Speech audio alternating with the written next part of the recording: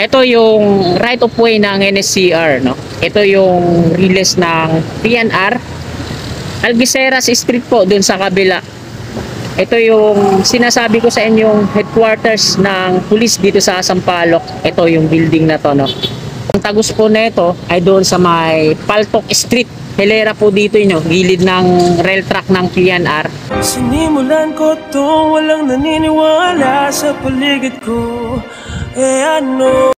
Magandang umaga po sa lahat ng mga minamahal nating mga kababayan, Luzon, Visayas at Mindanao. Maging sa mga kababayan nating itinuturing nating bayani dyan sa ibang bansa, mga OFW, magandang umaga po sa inyong lahat. At ayan, nandito po tayo sa ilalim ng NLEX Connector, Antipolo Street po ito, dito sa may G. Tuason Street, upang magatid sa inyo ng panibagong update kung ano po yung ganap ngayon. Ngayon po ay araw ng Huwebes, ika-28 na ng Disyembre, taong 2023, ika-8 na po ng umaga. Umpisahan po natin yung update natin dito bago tayo tumuloy doon sa Ramon Magsaysay Boulevard at kunan din ang update kung ano yung ganap ngayon dito sa may eastbound at westbound. Dahil resume po ng pasok ng mga workers kahapon, ika-27 ng Disyembre, at tiyak na meron tayong aabangan o panibagong makikita ang ganap ngayon doon. Po doon, Spania Boulevard, Dada ng Conrades, Sobriedad at Fajardo Street at Spania Boulevard. Ayan po yung building ng Robinson na dating tumagos yung coping beam niya hanggang doon sa wall ng Robinson. Pero maayos na yan, na-fix na po nila yan at tapyasan na rin. So, ayan mga kasikap. Ito yung right of way ng NSCR, no? Ito yung release ng PNR. Algeciras Street po, dun sa kabila. Ito yung sinasabi ko sa inyong headquarters ng police dito sa Sampaloc. Ito yung building na to, no? Dalawang palapag po yan. At ang tagus po nito ay doon sa may Paltok Street. Hilera po dito yun, gilid ng rail track ng PNR. Medyo makipot siya dito sa right of way ng NSCR. Closure na yung PNR sa kalagitnaan ng January, no, 2024. So maumpisan na yung construction ng NSCR o North-South Commuters Railway Project. So kabilang to dito sa mga madidemolish kasi makipot dito, no. So lalawak yung right of way ng NSCR. Aabot yan hanggang doon sa may Algeciras Street. Ayun doon. So ito yung headquarters ng police natin, Sampaloc, ay talagang matatanggal, madidemolish. Hilera yung mga kabahayan patungo doon sa may 100 years old na bahay doon sa may Paltok Street. At ayan mga kasikap, nakuna na po natin ng update dito sa G. Tuason Street. Ayan, corner Antipolo Street sa baba, ilalim ng NLEX Connector patungong Spania, at dito naman patungong Magsaysay. Bali, dako na tayo dun sa Ramon Magsaysay Boulevard at doon naman tayo kukuha ng panibagong update, no? So tara, let's go! Ito po yung kapilya ng Iglesia ni Cristo, at sa likod nito, ayan po yung Magsaysay on-ramp. Yan sa likod niya mismo yung rampa. Bali yung entry, Magsaysay entry nun, dun sa may Ramon Magsaysay Boulevard westbound.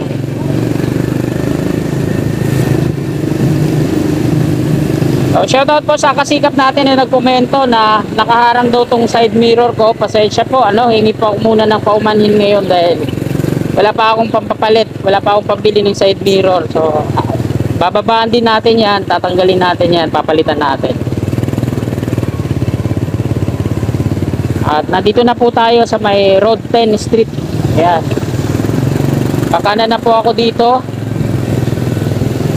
Mayroon na ring gwardiya na nakabantay doon sa unahan.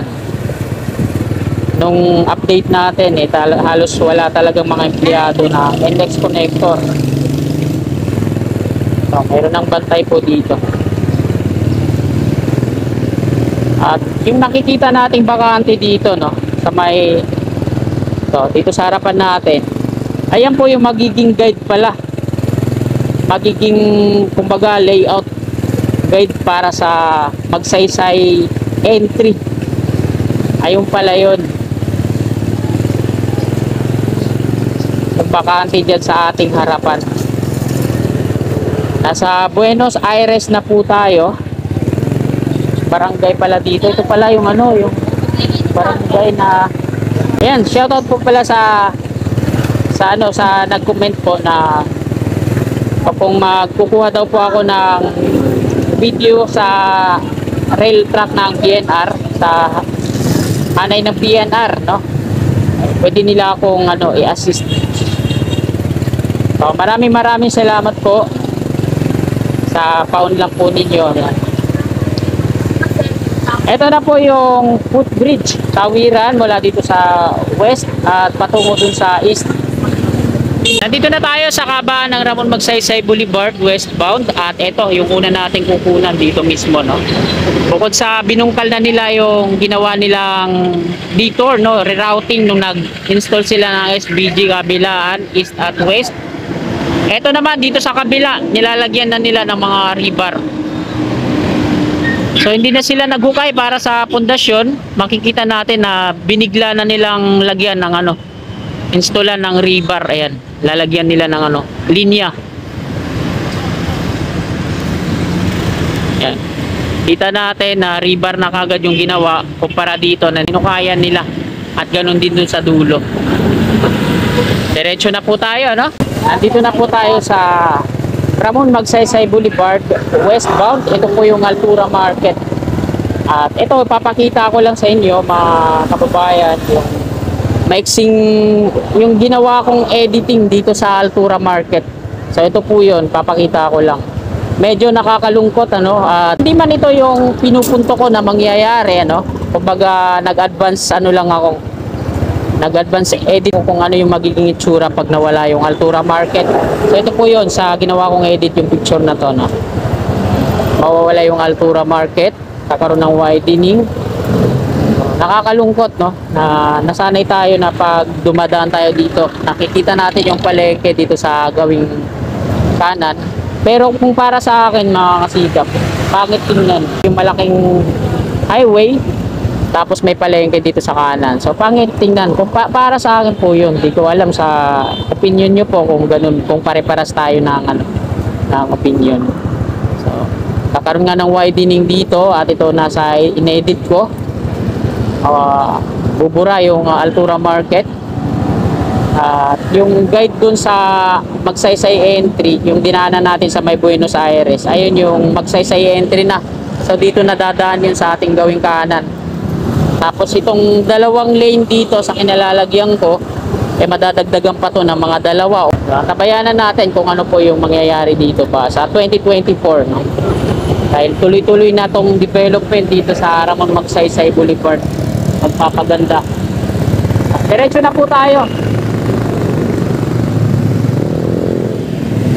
Ayan, dito sa unang pile cap, ayan pa lang yung merong chevron lines. Hindi pa nila natatapos hanggang dun yun. Sa kabilang dulo, yung paglalagay nila ng chevron lines. Ito yung kulay dilaw na pintura, tapos merong mga itim na guhit-guhit.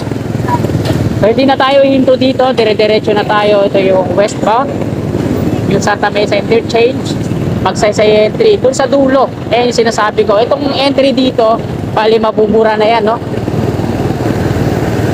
Ito yung exit at ito yung 100 years old na bahay. Kabilang dulo dun sa may police station. Ito yung Paltok Street. May nag-request sa atin na kung maaari daw ay tingnan natin. Pasukin natin to. So ayan yung gagawin natin ngayon. Tatry natin. Paltok Street. Gusto niya makita yung mga kabahayan dito bago magkaroon ng demolition. Barangay 426 pala to, Paltok Street. Ito po yung mga kabahayan dito sa Paltok Street. Ang kabilang gilid nito, isang bahay to, tapos yung gilid din sa kanan, ayan yung Magsaysay exit.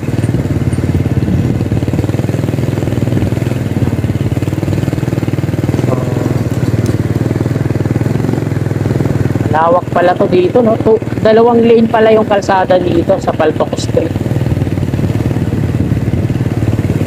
Ayan, shoutout po kay sir sa nag-request na kung maaari ay mapasok natin tong Paltok Street dito.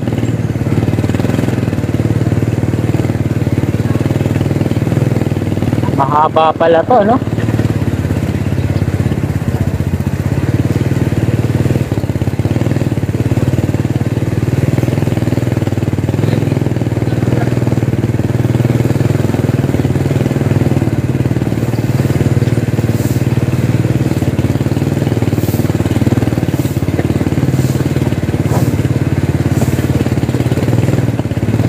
Tingnan natin kung ano yung pinakadulo nitong Paltoco Street. Kung doon nga ba talaga sa may Algeciras, tapos sa may police station.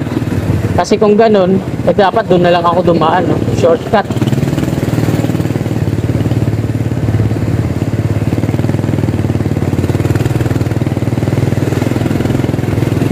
Ito pala yun, no? Paltoco Street, mga kababayan. So shoutout po sa nagkomento at nag-request po sa atin. So yung mga request nyo naman, kung kaya naman po natin gawin, gagawin po natin yan.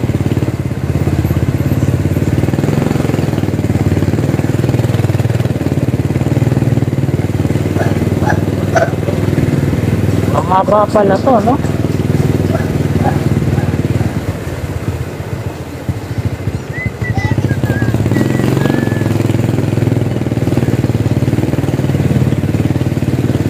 Tapos dito na ang end. Hanggang dito lang siya, no? Paltoco Street. And usapin natin si tatay. Tay, magandang umaga po. Tay, di ba ito po yung Paltoco Street? Hilera patungo doon. May alam po ba kayo na madidemolish po itong lugar na to? Mayroon po. Yung para sa ano PNR, di ba po tayo, no? Ito lahat po ng kabahayan dito sa hilera ng Paltoco Street. Kalahati lang. Ah, kalahati lang po. Hindi po totally na buong bahay magigiba. Alam ko lang ha. Opo. Kasi, nagkamukha ng braso. Opo, kasi doon sa G-Tuason, oh. Di ba yung tayong police station doon sa may G-Tuason? Tanggal yun. Tanggal, ayun. Tama nga po yung hinala ko. Kasi ito po yung tumbok niya, dire-diretso dun eh. Yung sa may, ano eh, tapos Algeciras dito na sa kaliwa. Eh, sabi nila, yung Algeciras daw eh, maapektuhan pa. Parang madadamay pa. O, kasi yung tapas ko na po dito, abutin yung kalahati. Ayun. So, ayun tay, kinonfirm ko lang po para sa, nagbablog po kasi ako.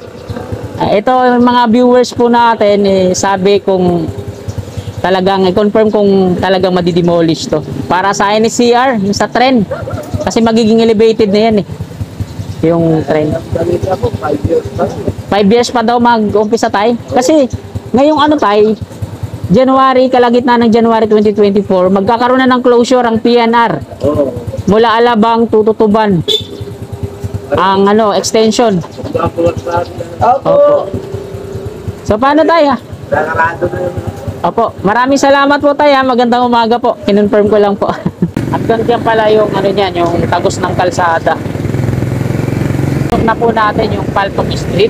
So ang dulo doon sa may ano, doon sa may kinalalagyan ni tatay, ano? Nakausap nga natin. Nakonfirma nga po natin, no?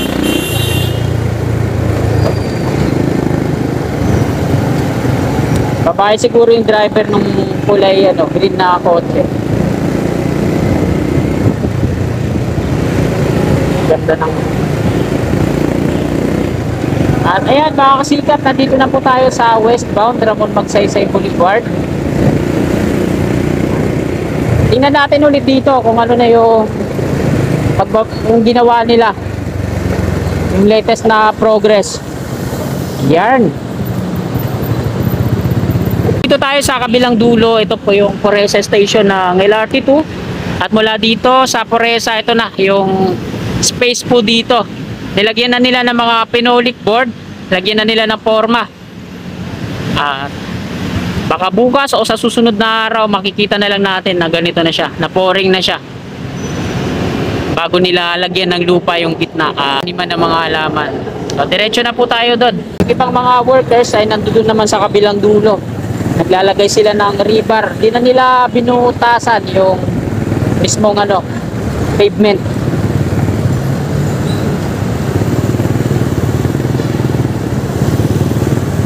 pa rin naka-standby yung dalawang crawler crane at yung hydraulic crane na nandito sa ating harapan. At dahil nga mga kababayan, tapos na yung mga coping beam, dalawa dun sa sa kabila, eh baka maya-maya magkaroon na ng advisory para sa installation naman ng mga Super T, kung di ako nagkakamali, lalapit na po yan. Hindi natin namamalayan, baka mamaya send na sila ng advisory niyan para sa Super T installation naman dito sa kabila. Ito yung magsaysay, yung sa Tames Interchange. At ayan, yung pinabanggit ko po sa inyo. Tapos na po yung mga coping beam dyan. Mga masurpresa na lang tayo, magkaroon na ng installation dyan. Kasi tapos na yan. Tsaka yung mga crawler crane at hydraulic crane nandun naka-standby. So anytime pwede na silang mag-install dyan. Ito yung mga workers dyan. Ayan yung ginagawa nila, Pinasarado na nila. Pinifix na nila yung center island.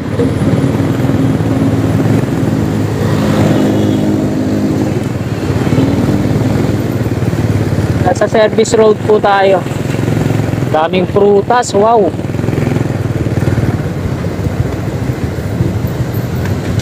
Ayan mga kababayan, mga kasikap, dito na po nagtatapos ng video na to.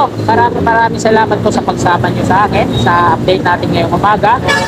Ngayon ay araw ng Huwebes, ika-28 na po ng Disyembre taong 2023, ika-8 na po ng umaga. Magpapaalam na po ako, maraming salamat. God bless po sa ating lahat.